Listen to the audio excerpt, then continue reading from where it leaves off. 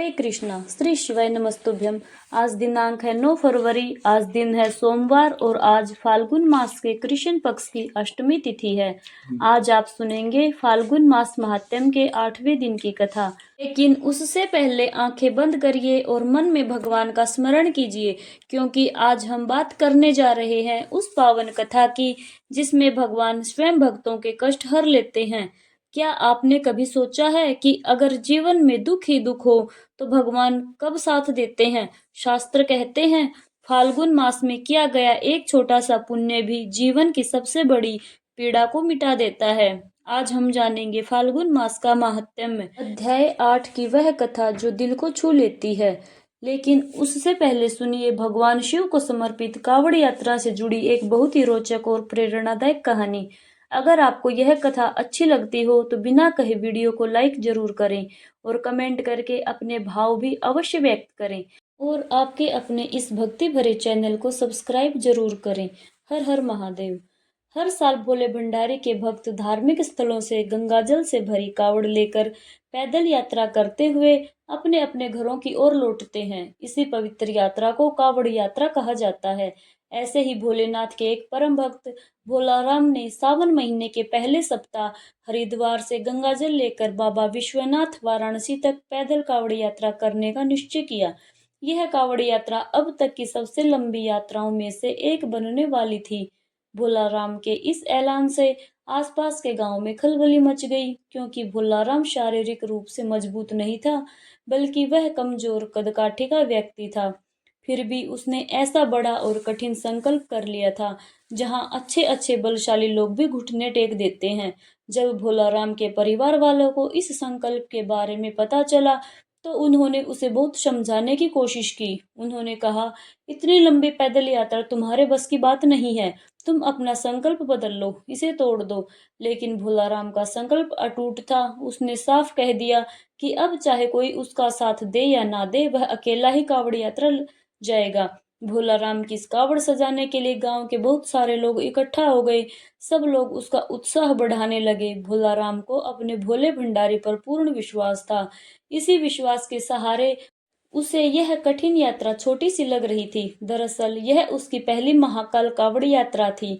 उसे जरा भी अंदाज नहीं था कि इस यात्रा में उसके सामने कितनी परीक्षाएं और कठिनाइयां आने वाली हैं। अगली सुबह भोलाराम ने अकेले ही अपनी कावड़ यात्रा शुरू कर दी। आसपास के गांव से बहुत सारे भक्त उसे देखने तो आए, लेकिन कोई भी उसके साथ यात्रा पर चलने को तैयार नहीं हुआ। सब लोग जानते थे कि भोलाराम का यह संकल्प कितना कठिन और चुनौतीपूर्ण है। भोलाराम धीरे धीरे अपने कदम आगे बढ़ाने लगा। उसकी कावड़ उसके शरीर के वजन से भी काफी ज्यादा भारी थी। कुछ ही दूरी तय की थी कि महाकाल ने उसकी परीक्षा लेनी शुरू कर दी। भोलाराम की कावड़ से धीरे धीरे पानी टपकने लगा। उसने ध्यान से देखा तो पाया कि एक मटकी में नन्हा सा छोटा छेद हो गया है। उसने उस छेद को बंद करने की बहुत कोशिश की, लेकिन उसके पास ऐसी कोई वस्तु नहीं थी जिससे पानी रोका जा सके। अब चाहे जो भी हो, भोलाराम ने भोलेनाथ का नाम लिया और आगे बढ़ने का निश्चय किया। तभी रास्ते में उसे एक मजदूर दिखाई दिया जो सड़क बनाने का काम कर रहा था और आग के पास खड़ा होकर डामर गर्म कर रहा था। भोलाराम को एक उपाय सूझा। वह मजदूर के पास गया और थोड़ा सा डामर लिया और मटकी के छेद पर लगा दिया। जैसे ही डामर लगा, पानी टपकना बंद हो गया। भोलाराम ने मजदूर को धन्यवाद किया और आगे बढ़ गया। अब समस्या का समाधान हो चुका था तो भोलाराम का उत्साह दोगुना हो गया। उसकी चाल भी तेज हो गई और मन में नया जोश भर गया। चलते चलते लगभग 4 घंटे बीत गए। 4 घंटे की यात्रा के बाद भोलाराम बहुत थक गया था। वह सड़क के किनारे एक पेड़ की ठंडी छाया में बैठ गया। उसने अपने थैले से खाने पीने का सामान निकाला और भोजन करने लगा। खाने के बाद थकान के कारण उसे नींद आ गई और वह पेड़ से टिक कर सो गया। उसी रास्ते से दो राहगीर गुजर रहे थे। उनकी नजर सोए हुए उस भोलाराम पर पड़ी। उसके बगल में थैला और कावड़ रखी हुई थी। दरअसल वे दोनों अपराधी थे। राह चलते लोगों को लूटना उनका काम था।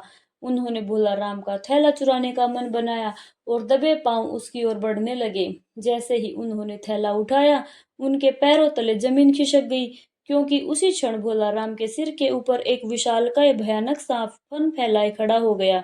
अब क्या था, उस भयानक दृश्य को देखकर दोनों लुटेरे थैला वहीं पर छोड़कर जान बचा के भाग गए। भोलाराम पूरी रात सोता रहा, उसे इस घटना की जरा भी भनक नहीं थी। अगली सुबह जब उसकी नींद खुली तो उसने देखा कि उसका थैला थोड़ी दूरी पर पड़ा था। उसे समझ में आ गया कि शायद किसी ने थैला चुराने की कोशिश की थी, लेकिन वह यह सोचकर हैरान था कि चोर बिना कुछ लिए थैला छोड़कर क्यों भाग गए। उसने तुरंत अपने थैले की जांच की। अंदर रखा सारा सामान ज्यों का त्यों मौजूद था, कुछ भी गायब नहीं था।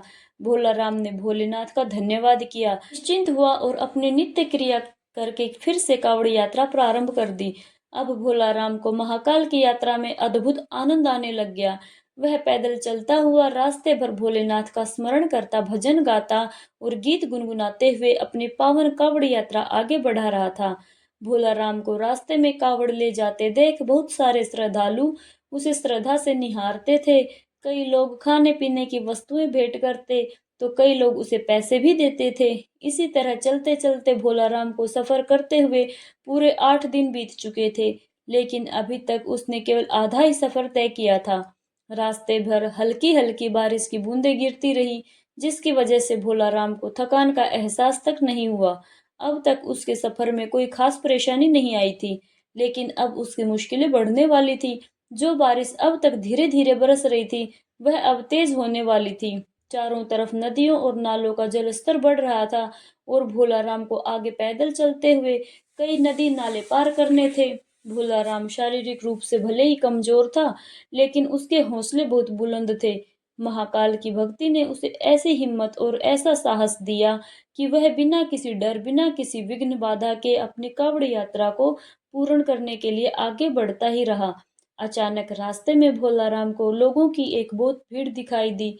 वह पास जाकर देखने लगा तो जो नजारा सामने देखा, उसे देखकर वह हैरान रह गया। नदी पर बना पुल पूरी तरह से टूट चुका था। आगे जाने का जो एकमात्र रास्ता था, अब वह पूरी तरह बंद हो गया था। जब तक नदी का पानी सामान्य स्तर पर नहीं आता, तब तक उस रास्ते को पार करना बिल्कुल नामुमकिन था।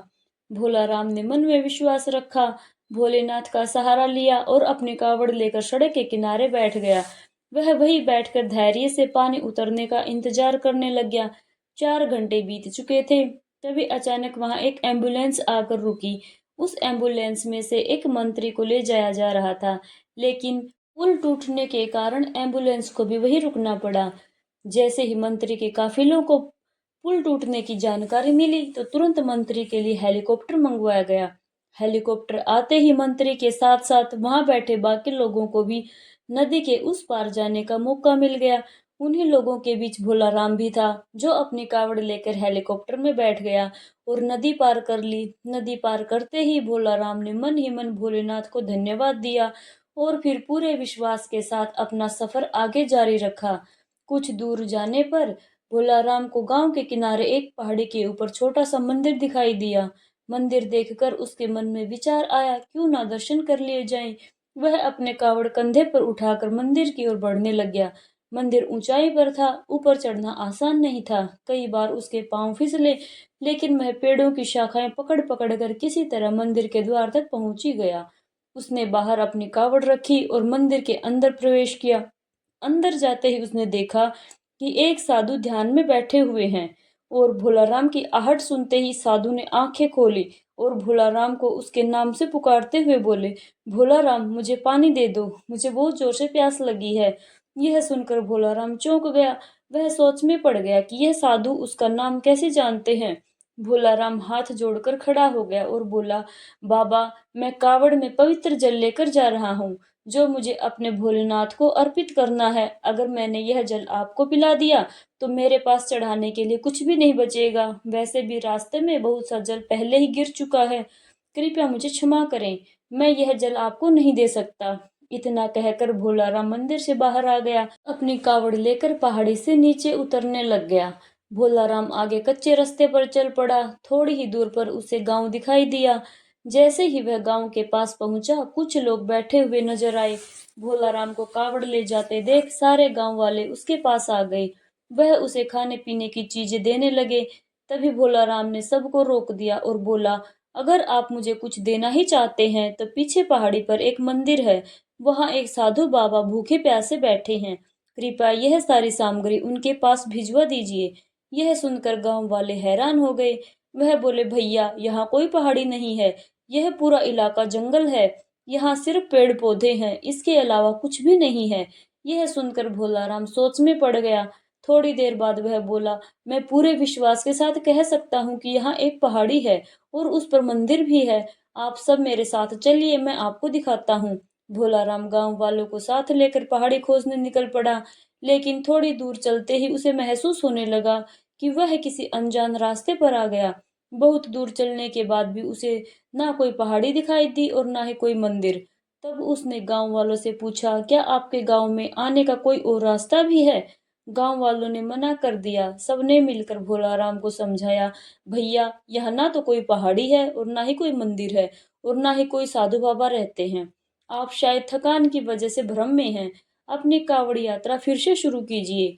अभी आपका सफर बहुत लंबा है। यह सुनते ही भोलाराम वही घुटनों के बल बैठ गया। उसने हाथ जोड़कर महाकाल का आह्वान किया और फूट फूट कर रोने लग गया। रोते रोते वह बोला, महाकाल, मैं आपको पहचान नहीं पाया। कृपया मुझे अपने दर्शन दीजिए बाबा।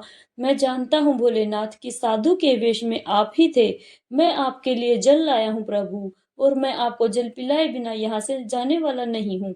इतना कहते ही और कुछ ही देर में भोलाराम के सामने से बड़े बड़े पेड़ों के पीछे अचानक पहाड़ी में एक मंदिर नजर आने लगा।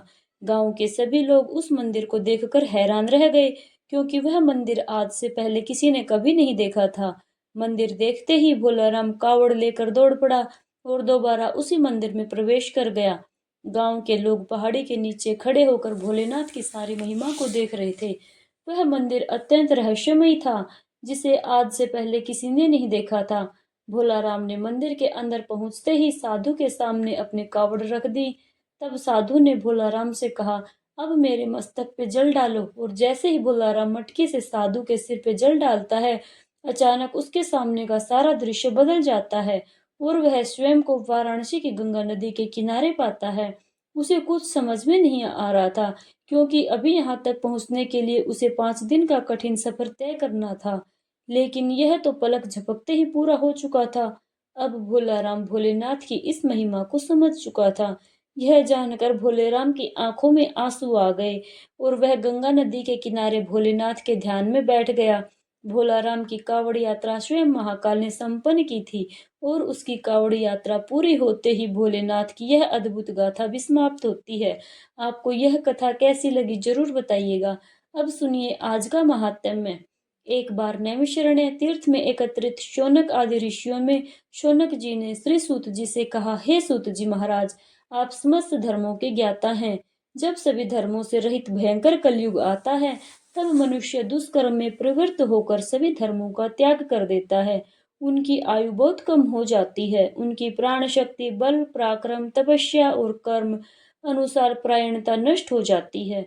वेद शास्त्रों से दूर हो जाते हैं। तीर्थ यात्रा, तपस्या, दान और भगवान विष्णु की भक्ति का उनमें अभाव हो जाता है। ऐसे में शुद्र स्वभाव वाले मनुष्यों का थोड़े प्रयास से उद्धार कैसे हो सकता है? इस बारे में भी कृपया करके बताइए। तब श्री सूत जी बोले, महाभाग शौनक जी, तुम्हें साधुवाद है। तुम सदा दूसरों के हित में तत्पर रहते हो। भगवान विष्णु की भक्ति में आसक्त होने के कारण तुम्हारे मन का मैल धुल गया है। संसार में साधु पुरुषों का संग अत्यंत दुर्लभ है। वे देह अभिमानी अजित आत्मा पुरुषों की संचित पाप राशि को हर लेता है और अधिक पुण्य के कारण उन्हें उत्तम गति प्रदान करता है। तीनों लोकों के मनुष्यों के लिए सत्संग सबसे दुर्लभ है। यह कर्म पाप से पीड़ित मनुष्यों के आंतरिक बंधनों को दूर करता है। बहुत कम बोलने वाले और केवल भगवान का भजन करने वाले लोगों को उच्च पद प्रदान करता है और जन्म मृत्यु के चक्र से थके हुए मनुष्य को चिर विश्राम की प्राप्ति करवाता है। हे शौनक जी, यह प्रश्न पूर्व काल में कैलाश पर्वत के शिखर पर ऋषियों के सामने स्वामी कार्तिकेय जी ने भगवान शंकर से पूछा था। तब श्री महादेव जी बोले, हे कार्तिकेय, परमार्थ के पथ पर चलने वाले पुरुषों को वैकुंठ धाम प्रदान करने वाले अनेक तीर्थ हैं। कुछ कामना अनुसार फल देते हैं तो कुछ सीधे मोक्ष प्रदान करते हैं।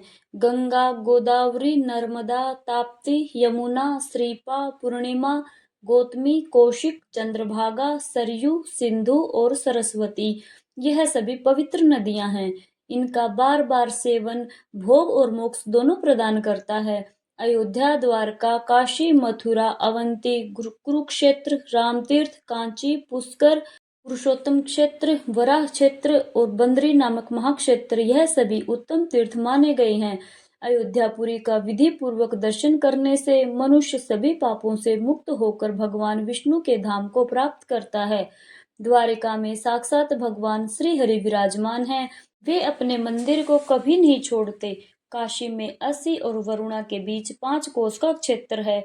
वहाँ मणिकर्णिका, ज्ञानवापी, विष्णु पादोद और पंचगंगा में स्नान करने से मनुष्य पुण्य माता का दूध नहीं पीता, अर्थात जन्म मृत्यु से मुक्त हो जाता है।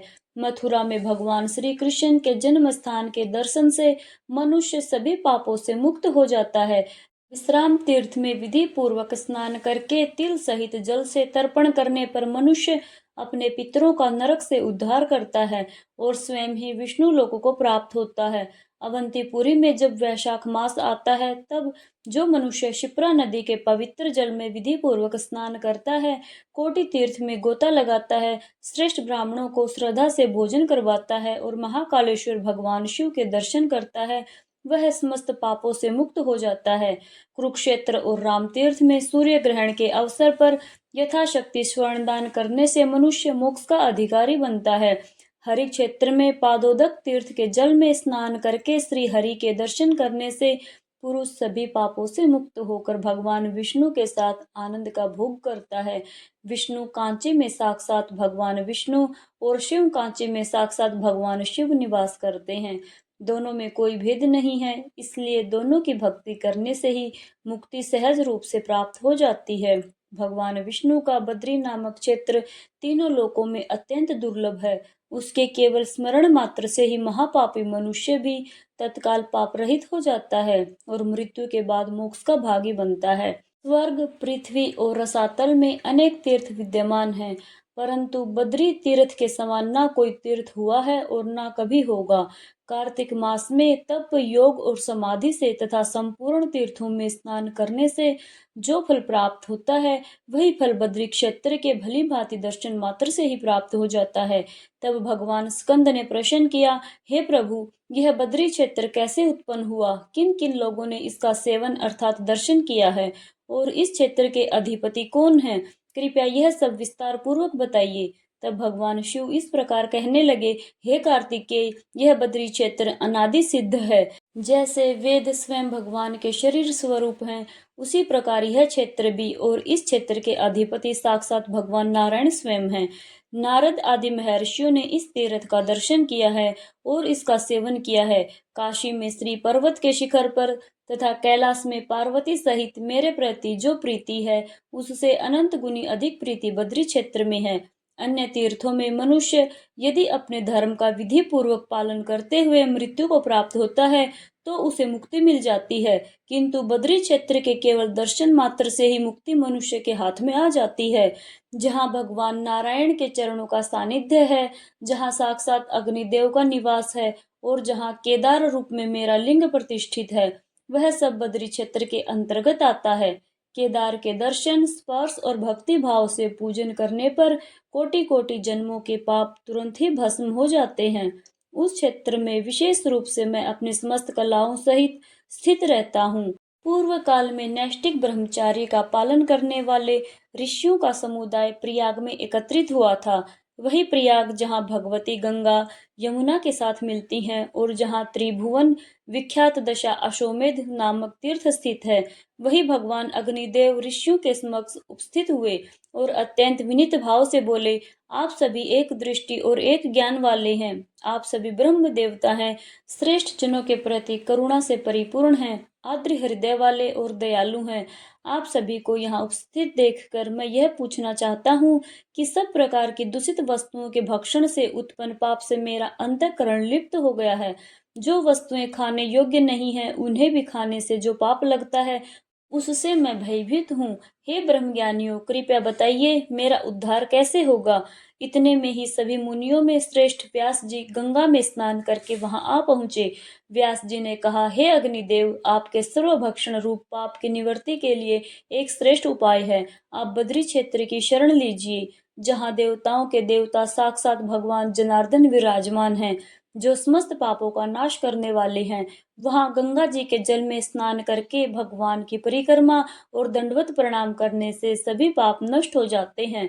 तब अग्निदेव उत्तर दिशा की ओर मुख करके गंधमादिन पर्वत पर आए और बद्रीनाथ में पहुंचकर गंगा जी के पावन जल में स्नान किया। इसके पश्चात वे भगवान नारायण के आश्रम में गए और वहां भगवान को प्रणाम कर भक्ति पूर्वक स्तुति करने लगे। जो विशुद्ध विज्ञान घर स्वरूप पुराण पुरुष सनातन प्रजापति सबके पति और सबके गुरु हैं, एक होते हुए भी अनेक रूपों का धारण करने वाले और संपूर्ण जगत के एकमात्र स्वामी हैं, उन शेषनाग की शैया पर शयन करने वाले शुद्ध बुद्धि भगवान नारायण को मैं नमस्कार करता हूँ, जो अपनी माया में शक्ति का आश्रय लेकर संसार की सृष्टि के लिए रजोगुण से युक्त ब्रह्मा का रूप धारण करते हैं, सतगुण से युक्त होकर इस जगत की रक्षा करते हैं और तमोगुण से संयुक्त होकर इस विश्व के भयंकर संहार करता रुद्र बनते हैं। उन त्रिविध रूपधारी भगवान की मैं स्तुति करता हूँ।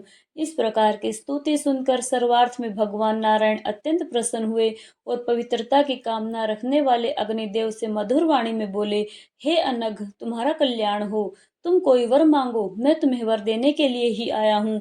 तुम्हारी स्तुति और विनय से मैं अत्यंत प्रसन्न हूँ।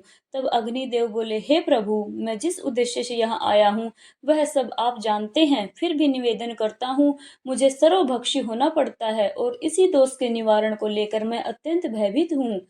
तब भगवान नारायण ने कहा, इस क्षेत्र का दर्शन मात्र करने से ही किसी भी प्राणी का कोई भी पाप शेष नहीं रहता। मेरी कृपा से तुम्हारा कभी पाप से कोई संबंध नहीं होगा। तभी से सभी दोषों से रहित भूतात्मा अग्निदेव यहाँ अपनी कला सहित विराजमान है। जो व्यक्ति प्रातः काल उठकर पवित्र भाव से इस प्रसंग को सुनता और सुनाता है, वह निश्चय ही अग्नि तीर्थ में स्नान करने का फल प्राप्त करता है।